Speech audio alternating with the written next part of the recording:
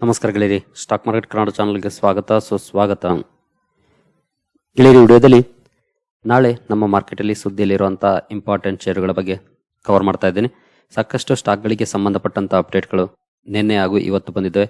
ಹಾಗೆ ಶುಕ್ರವಾರ market close ಆದ್ಮೇಲೂ ಕೂಡ ಹಲವು ಅಪ್ಡೇಟ್ಗಳು ಬಂದಿದ್ದಾವೆ. ಹಾಗಾಗಿ ಈ ಎಲ್ಲ ಶೇರುಗಳು ನಾಳೆ ರಿಯಾಕ್ಟ್ ಮಾಡುವಂತ ಚಾನ್ಸಸ್ ಇರುತ್ತೆ ಸುದ್ದಿಗಳಿಗೆ. ನೋಡೋಣ ಯಾವೆಲ್ಲ ಶೇರುಗಳ ಅಪ್ಡೇಟ್ ಇದೆ ಅಂತ. ವಿಡಿಯೋನ ಪೂರ್ತಿ ನೋಡಿ ಎಲ್ಲ ಸ್ಟಾಕ್ಗಳ ಅಪ್ಡೇಟ್ ಅನ್ನ ತಿಳ್ಕೊಳ್ಳಿ. ಗೆಳೆಯರೆ, ಮೊದಲಿಗೆ ಡಿಸ್ಕ್ಲೇಮರ್ ಕೊಡಕ್ಕೆ ಇಷ್ಟಪಡ್ತೀನಿ. ಇಲ್ಲಿ ಕವರ್ ಮಾಡ್ತಿರುವಂಥ ಯಾವುದೇ ಸ್ಟಾಕ್ ಅನ್ನು ಕೂಡ ರೆಕಮೆಂಡ್ ಮಾಡ್ತಿಲ್ಲ. ನೀವು ಫರ್ದರ್ ಸ್ಟಡಿ ಮಾಡಿ ಡಿಸಿಷನ್ ತಗೊಳ್ಬಹುದು. ಆಸ್ ಎ ಎಜುಕೇಶನಲ್ ಪರ್ಪಸ್ ನಾನು ಈ ವಿಡಿಯೋ ನಿಮ್ಮ ಮುಂದೆ ತರ್ತಾ ಇದ್ದೀನಿ. ಗೆಳೆಯರೆ, ಮೊದಲನೇ ಅಪ್ಡೇಟ್ ಅನ್ನು ನೋಡಬಹುದು. Cut consumption of edible oil by 10%. PM Modi's health tip during 119th Mann Ki Baat. Mann Ki Baat ಅಲ್ಲಿ ಮಾತಾಡುವಾಗ ನರೇಂದ್ರ ಮೋದಿ ಅವರು ಹೆಲ್ತ್ ಟಿಪ್ ಅನ್ನ ಕೊಟ್ಟಿದ್ದಾರೆ. ಅದೇನಂತಂದ್ರೆ cut consumption of edible oil by 10%. 10% oil usage ಅನ್ನ ಕಡಿಮೆ ಮಾಡಿ ಅಂತ, ಎಸ್ಪೆಷಲಿ ಅಡುಗೆಯಲ್ಲಿ ಬಳಸುವಂತ ಆಯಿಲ್ ನ ಯೂಸೇಜ್ ಅನ್ನ 10% ಕಡಿಮೆ ಮಾಡಿ ಅಂತ ಹೆಲ್ತ್ ಟಿಪ್ ಅನ್ನ ಕೊಟ್ಟಿದ್ದಾರೆ. ಏನಕ್ಕೆ ಅಂತ ನೋಡೋದಾದ್ರೆ, the first step to counter and reduce obesity ಕಡಿಮೆ ಮಾಡಬೇಕು ಅಂತಂದ್ರೆ ಕನ್ಸಂಪ್ಷನ್ ಆಫ್ ಎಡಿಬಲ್ ಆಯಿಲ್ ಅನ್ನ 10% ಕಟ್ ಮಾಡಿ ನೋಡಿ ಅನ್ನೋಂತ ಸಜೆಷನ್ ಅನ್ನ ಕೊಟ್ಟಿದ್ದಾರೆ. ನಿಮ್ಗೆ ಗೊತ್ತಿದೆ ನರೇಂದ್ರ ಮೋದಿ ಎಷ್ಟು ಇನ್ಫ್ಲೂಯೆನ್ಸ್ ಮಾಡ್ತಾರೆ ಜನರಿಗೆ ಈ ರೀತಿಯ ಸಜೆಷನ್ಸ್ ಅಲ್ಲಿ ಅಂತ. ಹಾಗಾಗಿ ಈ ಒಂದು ನ್ಯೂಸ್ ನ ಕಾರಣಕ್ಕಾಗಿ ನಾವು ನಾಳೆ ಎಡಿಬಲ್ ಆಯಿಲ್ ಮ್ಯಾನುಫ್ಯಾಕ್ಚರಿಂಗ್ ಮಾಡುವಂತ ಅಥವಾ ಮಾರ್ಕೆಟಿಂಗ್ ಮಾಡುವಂತ ಕಂಪನೀಸ್ ನ ಟಾರ್ಗೆಟ್ ಮಾಡಬೇಕಾಗುತ್ತೆ, ಅಂದ್ರೆ ವಾಚ್ ಮಾಡಬೇಕಾಗುತ್ತೆ. ಹಾಗಂತ ನಾಳೆ ನೆಗೆಟಿವ್ ರಿಯಾಕ್ಷನ್ ಬಂದ್ಬಿಡುತ್ತೆ ಅಂತ ಏನಲ್ಲ, ಬಟ್ 10% ರಿಡಕ್ಷನ್ ಮಾಡಿ ಅಂತಂದ್ರೆ ಖಂಡಿತ ಈ ಕಂಪನಿಗಳ ರೆವಿನ್ಯೂ ಮೇಲೆ ಹೊಡೆತ ಬೀಳುತ್ತೆ. ಇನ್ ಕೇಸ್ ಜನ ಅದನ್ನ ಸೀರಿಯಸ್ ಆಗಿ ಫಾಲೋ ಮಾಡಿದ್ರೆ, ಮಾಡ್ತಾರೋ ಬಿಡ್ತಾರೋ ಬೇರೆ ವಿಚಾರ.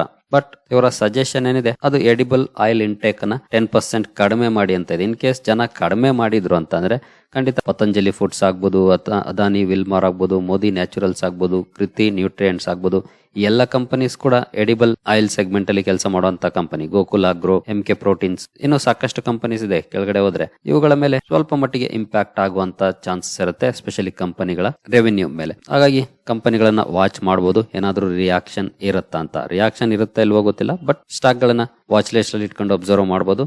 ಈ ನ್ಯೂಸ್ಗೆ ಸಂಬಂಧಪಟ್ಟಂತೆ ಏನಾದ್ರೂ ಸ್ಟಾಕ್ ಗಳಲ್ಲಿ ರಿಯಾಕ್ಷನ್ ಬರುತ್ತಾ ಅಂತ. ನೆಕ್ಸ್ಟ್ 4 ಶೇರುಗಳು ಸುದ್ದಿಯಲ್ಲಿರ್ತವೆ ಒಂದು ನ್ಯೂಸ್ ನ ಕಾರಣಕ್ಕಾಗಿ. NSE ನಿಫ್ಟಿ 50 ರೀಬ್ಯಾಲೆನ್ಸಿಂಗ್ ಅನ್ನ ಅನೌನ್ಸ್ ಮಾಡಿದೆ. ಇದರಲ್ಲಿ 2 ಶೇರುಗಳು ನಿಫ್ಟಿ 50ಗೆ ಎಂಟರ್ ಆಗ್ತಿದಾವೆ, 2 ಶೇರುಗಳು ಎಕ್ಸಿಟ್ ಆಗ್ತಿದಾವೆ. ನೀವಿಲ್ಲಿ ನೋಡಬಹುದು, Jio financial and Zomato to enter Nifty 50, BPCL and Britannia to exit. So BPCL ಹಾಗೂ ಬ್ರಿಟಾನಿಯಾ ಇಂಡಸ್ಟ್ರೀಸ್ ನಿಫ್ಟಿ 50 ಇಂದ ಎಕ್ಸಿಟ್ ಆಗ್ತಿದಾವೆ. ಅವುಗಳ ಪ್ಲೇಸ್ಗೆ ಜಿಯೋ ಫೈನಾನ್ಷಿಯಲ್ ಸರ್ವಿಸಸ್ ಹಾಗೂ ಝೊಮ್ಯಾಟೊ ಸೇರ್ಕೊಳ್ತಿದಾವೆ. ಈ ಹಿಂದೆ JM ಫೈನಾನ್ಷಿಯಲ್ ಒಂದು ರಿಪೋರ್ಟ್ ಅನ್ನ ಪಬ್ಲಿಷ್ ಮಾಡಿದ್ರು, ಈ 2 ಶೇರುಗಳು ಎಕ್ಸಿಟ್ ಆಗ್ಬೋದು, ಈ 2 ಶೇರುಗಳು ಎಂಟರ್ ಆಗ್ಬೋದು ಅಂತ. ಈಗ ಅದೇ ನಿಜ ಆಗಿದೆ, ಆ ರಿಪೋರ್ಟ್ ನಿಜ ಆಗಿದೆ ಅಂತ ಹೇಳ್ಬೋದು. ಖಂಡಿತ ಇದರಿಂದ ಜಿಯೋ ಫೈನಾನ್ಷಿಯಲ್ ಸರ್ವಿಸಸ್ ಹಾಗೂ ಝೊಮ್ಯಾಟೊಗೆ ಗುಡ್ ನ್ಯೂಸ್. ಯಾಕೆಂತಂದ್ರೆ ಪ್ಯಾಸಿವ್ ಫಂಡ್ ಫ್ಲೋ ಈ ಕಂಪನಿಗಳ ಕಡೆ ಬರುತ್ತೆ. ಹಾಗಾಗಿ ಟ್ರೇಡಿಂಗ್ ಆಕ್ಟಿವಿಟೀಸ್ ಜಾಸ್ತಿ ಆಗುವಂತ ಚಾನ್ಸಸ್ ಇರುತ್ತೆ. ಈ ಸ್ಟಾಕ್ ಗಳಿಗಂತೂ ಗುಡ್ ನ್ಯೂಸ್ ಆಗುತ್ತೆ. ಇನ್ನು BPCL ಅಂಡ್ ಬ್ರಿಟಾನಿಯಾ ಇಂಡಸ್ಟ್ರೀಸ್ಗೆ ಸ್ವಲ್ಪ ಮಟ್ಟಿಗೆ ನೆಗೆಟಿವ್ ನ್ಯೂಸ್ ಆಗುತ್ತೆ, ಯಾಕಂದ್ರೆ ಪ್ಯಾಸಿವ್ ಫಂಡ್ಸ್ ಔಟ್ ಫ್ಲೋ ಹೋಗುವಂತ ಚಾನ್ಸ್ ಇರುತ್ತೆ. ಹಾಗಾಗಿ ಶಾರ್ಟ್ ಟರ್ಮ್ ಅಲ್ಲಿ ಇಲ್ಲೂ ಕೂಡ ವಾಲ್ಯೂಮ್ಸ್ ಜಾಸ್ತಿ ಆಗುತ್ತೆ, ಬಟ್ ನೆಗೆಟಿವ್ ಆಗ್ಬಿಡುತ್ತೆ ಅಂತ ಏನಲ್ಲ. ಯಾಕಂದ್ರೆ ಈಗಾಗಲೇ ಸಾಕಷ್ಟು ಸ್ಟಾಕ್ ಗಳನ್ನ ನೋಡಿದ್ವಿ, ಎಂಟ್ರಿ ಎಕ್ಸಿಟ್ ಮಾಡ್ತಾ ಇರ್ತವೆ. ಪರ್ಫಾರ್ಮೆನ್ಸ್ ಇಂಪ್ರೂವ್ ಆದ್ರೆ ಆಬ್ವಿಯಸ್ಲಿ ರೀ ಎಂಟರ್ ಕೂಡ ಆಗ್ತವೆ. As of now BPCL and Britannia industries ಆಚೆ ಹೋಗ್ತಾ ಇದೆ. ಫೈನಾನ್ಷಿಯಲ್ಸ್ ಜಿಯೋ ಫೈನಾನ್ಷಿಯಲ್ ಹಾಗೂ ಝೊಮ್ಯಾಟೊ ಒಳಗಡೆ ಬರ್ತಾ ಇದಾವೆ. ಇವುಗಳನ್ನು ಕೂಡ ಅಬ್ಸರ್ವ್ ಮಾಡಬಹುದಾಗಿರುತ್ತೆ. ಇನ್ನು ಕೆಲವು ನಿಫ್ಟಿ 100, ನಿಫ್ಟಿ 200 ಅಲ್ಲೂ ಕೂಡ ಕೆಲವೊಂದು ಬದಲಾವಣೆಗಳನ್ನ ಮಾಡಿದೆ. ಅಲ್ಲೂ ಕೂಡ ಹಲವು ಶೇರುಗಳು ಎಕ್ಸ್ಕ್ಲೂಡ್ ಆಗಿದ್ದಾವೆ. ಅವುಗಳನ್ನು ಕೂಡ ನಾಳೆ ವಾಚ್ ಲಿಸ್ಟ್ ಅಲ್ಲಿ ಇಟ್ಕೊಂಡು ಅಬ್ಸರ್ವ್ ಮಾಡಬಹುದು. ನಿಫ್ಟಿ 100 ಅಲ್ಲಿ ಯಾವೆಲ್ಲ ಅಡ್ಜಸ್ಟ್ಮೆಂಟ್ಸ್ ಆಗಿದೆ ಅಂತ ನೋಡಬಹುದು. Bajaj housing finance, CG power, Hyundai motor India ಇವುಗಳು ನಿಫ್ಟಿ 100ಗೆ ಆಡ್ ಆಗ್ತಾ ಇದೆ. ಹಾಗೆ Adani total gas, BHEL, IRCTC, national hydro electric power corporation ಅಥವಾ NHPC, ಯೂನಿಯನ್ ಬ್ಯಾಂಕ್ ಇವುಗಳು ನಿಫ್ಟಿ 100 ಇಂದ ಆಚೆ ಹೋಗ್ತಾ ಇದೆ. ಇನ್ನು ನಿಫ್ಟಿ 200 ಅಲ್ಲಿ Glenmark pharma, Motilal Oswal financial services, national aluminium company ಅಥವಾ ನಾಲ್ಕೋ, NTPC ಗ್ರೀನ್ ಆಡ್ ಆಗ್ತಾ ಇದಾವೆ. ಹಾಗೆ Ola electric and premier energies also join ಆಗ್ತಿದಾವೆ ನಿಫ್ಟಿ 200 ಇಂಡೆಕ್ಸ್ಗೆ. ಜೊತೆಗೆ ವಿಶಾಲ್ ಮೆಗಾಮಾರ್ಟ್ ಹಾಗೂ ವಾರಿ ಎನರ್ಜೀಸ್ ಕೂಡ ನಿಫ್ಟಿ 200ಗೆ ಆಡ್ ಆಗ್ತಾ ಇದಾವೆ. ಅವುಗಳ ಎಂಟ್ರಿಯಿಂದ ಇನ್ನು ಕೆಲವು ಶೇರುಗಳು ಎಕ್ಸ್ಕ್ಲೂಡ್ ಆಗ್ತಿದಾವೆ, ಆಚೆ ಹೋಗ್ತಿದಾವೆ. Balkrishna industries, Delhivery, fertilisers, chemical, Travancore ಅಥವಾ FACT, IDBI, Indian overseas bank, JSW infra, MRPL, NLC India, Poonawalla Fincorp, Sundaram finance, Tata chemicals ಇವುಗಳು ನಿಫ್ಟಿ 200 ಇಂಡೆಕ್ಸ್ ಇಂದ ಆಚೆ ಹೋಗ್ತಿದೆ. ಈ ಶೇರುಗಳು ಎಂಟರ್ ಆಗ್ತಿದಾವೆ. ಈ ಎಲ್ಲವನ್ನು ಕೂಡ ನಾಳೆ ಅಬ್ಸರ್ವ್ ಮಾಡಬಹುದು, ಏನಾದ್ರೂ ರಿಯಾಕ್ಷನ್ ಬರುತ್ತಾ ಅಂತ. ಇನ್ನು ನೆಕ್ಸ್ಟ್ ನ್ಯೂಸ್ಗೆ ಬರೋದಾದ್ರೆ RVNL ಸುದ್ದಿಯಲ್ಲಿರುತ್ತೆ. ಕಾರಣ ಕಂಪನಿ ಸೌತ್ ಈಸ್ಟರ್ನ್ ರೈಲ್ವೇಸ್ ಅಲ್ಲಿ ಒಂದು ಬಿಡ್ಡಿಂಗ್ ಪ್ರೊಸೀಜರ್ ಅಲ್ಲಿ ಲೋಯೆಸ್ಟ್ ಬಿಡ್ಡರ್ ಆಗಿ ಹೊರ ಬಂದಿದೆ. ಈ ನ್ಯೂಸ್ ನ ಕಾರಣಕ್ಕಾಗಿ RVNL ಸುದ್ದಿಯಲ್ಲಿರುತ್ತೆ. ಸ್ಟಾಕ್ ಅನ್ನು ಅಬ್ಸರ್ವ್ ಮಾಡಬಹುದು. ಈ ನ್ಯೂಸ್ಗೆ ಸಂಬಂಧಪಟ್ಟಂತೆ ಸ್ಟಾಕ್ ಅಲ್ಲಿ ಯಾವ ರೀತಿ ರಿಯಾಕ್ಷನ್ ಬರುತ್ತೆ ಅಂತ. ನಂತರ ಬ್ಯಾಂಕ್ ಆಫ್ ಮಹಾರಾಷ್ಟ್ರ ಸುದ್ದಿಯಲ್ಲಿರುತ್ತೆ. ಕಾರಣ ನೀವು ಇಲ್ಲಿ ನೋಡಬಹುದು, ಕಂಪನಿ ಅಥವಾ ಬ್ಯಾಂಕ್ ಇಂಟ್ರೆಸ್ಟ್ ರೇಟ್ ಅಲ್ಲಿ 25 ಬೇಸಿಸ್ ಪಾಯಿಂಟ್ಸ್ ಕಟ್ ಮಾಡಿದೆ ರಿಟೇಲ್ ಲೋನ್ಸ್ ಅಲ್ಲಿ. ಈ ಒಂದು ನ್ಯೂಸ್ ನ ಕಾರಣಕ್ಕಾಗಿ ಬ್ಯಾಂಕ್ ಆಫ್ ಮಹಾರಾಷ್ಟ್ರ ಕೂಡ ಸುದ್ದಿಯಲ್ಲಿರುತ್ತೆ. ಈ ಸ್ಟಾಕ್ ಅನ್ನು ಕೂಡ ಅಬ್ಸರ್ವ್ ಮಾಡಬಹುದು. ನಂತರ KP ಎನರ್ಜಿ ಶೇರ್ ಕೂಡ ಸುದ್ದಿಯಲ್ಲಿರುತ್ತೆ. ಕಾರಣ ಕಂಪನಿ ಒಂದು ಪ್ರಾಜೆಕ್ಟ್ ಕಮಿಷನಿಂಗ್ ಮಾಡಿದೆ. 2.8 ಗಿಗಾವ್ಯಾಟ್ ಸಾಮರ್ಥ್ಯದ ಪ್ರಾಜೆಕ್ಟ್ ಅನ್ನ ಕಮಿಷನಿಂಗ್ ಮಾಡಿದೆ. ಈ ಕಾರಣದಿಂದ ಸುದ್ದಿಯಲ್ಲಿರುತ್ತೆ. ಈ ಸ್ಟಾಕ್ ಅನ್ನು ಕೂಡ ಅಬ್ಸರ್ವ್ ಮಾಡಬಹುದು. ನಂತರ ಬಲರಾಂಪುರ್ ಚಿನಿ ಸ್ಟಾಕ್ ಕೂಡ ಸುದ್ದಿಯಲ್ಲಿರುತ್ತೆ. ಕಾರಣ ಕಂಪನಿಗೆ ಸಂಬಂಧಪಟ್ಟಂತೆ ಒಂದು ಗುಡ್ ನ್ಯೂಸ್ ಬಂದಿದೆ. ಕಂಪನಿ ಭಾರತದ ಮೊದಲ ಪಾಲಿಲ್ಯಾಕ್ಟಿಕ್ ಆಸಿಡ್ ಬಯೋಪಾಲಿಮರ್ ಪ್ಲಾಂಟ್ ಅನ್ನ ಉತ್ತರ ಪ್ರದೇಶದಲ್ಲಿ ಬಿಲ್ಡ್ ಮಾಡ್ತಿದೆ ಅನ್ನುವಂತ ಅಪ್ಡೇಟ್ ಬಂದಿದೆ.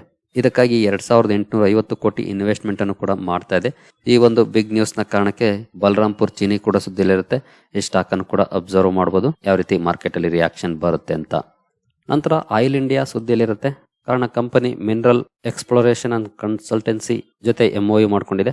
ಕ್ರಿಟಿಕಲ್ ಮಿನರಲ್ ಬ್ಲಾಕ್ಸ್ ಅನ್ನ ಎಕ್ಸ್ಪ್ಲೋರ್ ಹಾಗೂ ಡೆವಲಪ್ಮೆಂಟ್ ಗೆ ಸಂಬಂಧಪಟ್ಟಂತೆ ಈ ಒಂದು ನ್ಯೂಸ್ ನ ಕಾರಣಕ್ಕಾಗಿ ಆಯಿಲ್ ಇಂಡಿಯಾ ಕೂಡ ಸುದ್ದಿಯಲ್ಲಿರುತ್ತೆ. ಈ ಸ್ಟಾಕ್ ಅನ್ನು ಕೂಡ ಅಬ್ಸರ್ವ್ ಮಾಡಬಹುದು, ಯಾವ ರೀತಿ ಪರ್ಫಾರ್ಮೆನ್ಸ್ ಬರುತ್ತೆ ಅಂತ. ನಂತರ PI ಇಂಡಸ್ಟ್ರೀಸ್ ಸುದ್ದಿಯಲ್ಲಿರುತ್ತೆ. ಇದು ಕೂಡ ಒಂದು ಒಳ್ಳೆ ನ್ಯೂಸ್ ನ ಕಾರಣಕ್ಕಾಗಿ ಸುದ್ದಿಯಲ್ಲಿರುತ್ತೆ. ಕಂಪನಿ ಸಿ ಕ್ಯಾಂಪ್ ಜೊತೆ ಒಪ್ಪಂದವನ್ನು ಮಾಡಿಕೊಂಡಿದೆ. ಎಕೋ ಫ್ರೆಂಡ್ಲಿ ಪೆಸ್ಟಿಸೈಡ್ಸ್ ಅನ್ನ ಡೆವಲಪ್ ಮಾಡಲಿಕ್ಕೆ. ಕೆಮಿಕಲ್ ಪೆಸ್ಟಿಸೈಡ್ಸ್ ಏನಿದೆ ಅದಕ್ಕೆ ಅಪೋಸಿಟ್ ಆಗಿ ಎಕೋ ಫ್ರೆಂಡ್ಲಿ ಪೆಸ್ಟಿಸೈಡ್ಸ್ ಅಥವಾ ಎಕೋ ಫ್ರೆಂಡ್ಲಿ ಆಲ್ಟರ್ನೇಟಿವ್ಸ್ ಅನ್ನ ಡೆವಲಪ್ ಮಾಡಲಿಕ್ಕೆ ಒಪ್ಪಂದವನ್ನ ಮಾಡ್ಕೊಂಡಿದೆ. ಈ ನ್ಯೂಸ್ ನ ಕಾರಣಕ್ಕಾಗಿ PI ಇಂಡಸ್ಟ್ರೀಸ್ ಕೂಡ ಸುದ್ದಿಯಲ್ಲಿರುತ್ತೆ. ಈ ಸ್ಟಾಕ್ ಅನ್ನು ಕೂಡ ಅಬ್ಸರ್ವ್ ಮಾಡಬಹುದು. ನಿಮಗೆ ಗೊತ್ತಿದೆ ಅಂದ್ಕೊಳ್ತೀನಿ, ಈ ಕಂಪನಿ ಆಗ್ರೋ ಕೆಮಿಕಲ್ ಸೆಕ್ಟರ್ ಅಲ್ಲಿ ಮಾರ್ಕೆಟ್ ಲೀಡರ್ ಸ್ಟಾಕ್. ಇತ್ತೀಚಿನ ದಿನಗಳಲ್ಲಿ ಕೆಮಿಕಲ್ ಫಾರ್ಮಿಂಗ್ ಗೆ ಸಂಬಂಧಪಟ್ಟಂತೆ ಹಲವು ಕನ್ಸರ್ನ್ಸ್ ಇದೆ. ಹಾಗಾಗಿ ಈ ಕಂಪನಿ ಕೂಡ ಈಗ ಎಕೋ ಫ್ರೆಂಡ್ಲಿ ಆಗಿರುವಂತ ಕಡೆ ಕಾನ್ಸಂಟ್ರೇಟ್ ಮಾಡ್ತಾ ಇದೆ. ಖಂಡಿತ ಒಳ್ಳೆ ನ್ಯೂಸ್ ಅಂತ ಹೇಳ್ಬೋದು ಈ ರೀತಿಯ ಡೆವಲಪ್ಮೆಂಟ್ಸ್ ಆಗೋದು. ಬಟ್ ಕಂಪನಿ ಎಷ್ಟರ ಮಟ್ಟಿಗೆ ಸಕ್ಸಸ್ ಆಗುತ್ತೆ ಗೊತ್ತಿಲ್ಲ, ಆದ್ರೆ ಗುಡ್ ಡೆವಲಪ್ಮೆಂಟ್ ಅಂತಾನೆ ಹೇಳ್ಬೋದು. ಈ ಕಾರಣದಿಂದ PI ಇಂಡಸ್ಟ್ರೀಸ್ ಕೂಡ ಸುದ್ದಿಯಲ್ಲಿರುತ್ತೆ. ಈ ಸ್ಟಾಕ್ ಅನ್ನು ಕೂಡ ಅಬ್ಸರ್ವ್ ಮಾಡಬಹುದು ನಾಳೆ. ನಂತರ ಝೈಡಸ್ ಲೈಫ್ ಸೈನ್ಸ್ ಸುದ್ದಿಯಲ್ಲಿರುತ್ತೆ. ಕಾರಣ ಕಂಪನಿಗೆ USFDA ಅಪ್ರೂವಲ್ ಸಿಕ್ಕಿದೆ ಅಲ್ಸರ್ ಟ್ಯಾಬ್ಲೆಟ್ ಗೆ ಸಂಬಂಧಪಟ್ಟಂತೆ. ಈ ಒಂದು ನ್ಯೂಸ್ ನ ಕಾರಣಕ್ಕಾಗಿ ಝೈಡಸ್ ಲೈಫ್ ಸೈನ್ಸ್ ಕೂಡ ಸುದ್ದಿಯಲ್ಲಿರುತ್ತೆ. ಈ ಸ್ಟಾಕ್ ಅನ್ನು ಕೂಡ ಅಬ್ಸರ್ವ್ ಮಾಡಬಹುದು. ನಂತರ SRF ಕೂಡ ಸುದ್ದಿಯಲ್ಲಿರುತ್ತೆ. ಕಾರಣ ಕಂಪನಿ ಕೆಪಾಸಿಟಿ ಎಕ್ಸ್ಪಾನ್ಷನ್ ಮಾಡಿದೆ. ದಹೇಜ್ ಪ್ಲಾಂಟ್ ಅಲ್ಲಿ ಫ್ಲೋರೋಕಾರ್ಬನ್ ರೆಫ್ರಿಜರೆಂಟ್ ಗ್ಯಾಸ್ ಕೆಪಾಸಿಟಿಯನ್ನ ಎಕ್ಸ್ಪಾನ್ಷನ್ ಮಾಡಿದೆ. ಈ ಒಂದು ಅನೌನ್ಸ್ಮೆಂಟ್ ನ ಕಾರಣಕ್ಕಾಗಿ SRF ಸ್ಟಾಕ್ ಕೂಡ ಸುದ್ದಿಯಲ್ಲಿರುತ್ತೆ. ಈ ಸ್ಟಾಕ್ ಅನ್ನು ಕೂಡ ಅಬ್ಸರ್ವ್ ಮಾಡಬಹುದು. ನಂತರ ರೈಲ್ ಟೆಲ್ ಕೂಡ ಸುದ್ದಿಯಲ್ಲಿರುತ್ತೆ. ಕಾರಣ ಕಂಪನಿಗೆ ಒಂದು ಒಳ್ಳೆ ಆರ್ಡರ್ ಸಿಕ್ಕಿದೆ. 288 ಕೋಟಿ ಆರ್ಡರ್ ರೈಲ್ ಟೆಲ್ ಗೆ ಸಿಕ್ಕಿದೆ.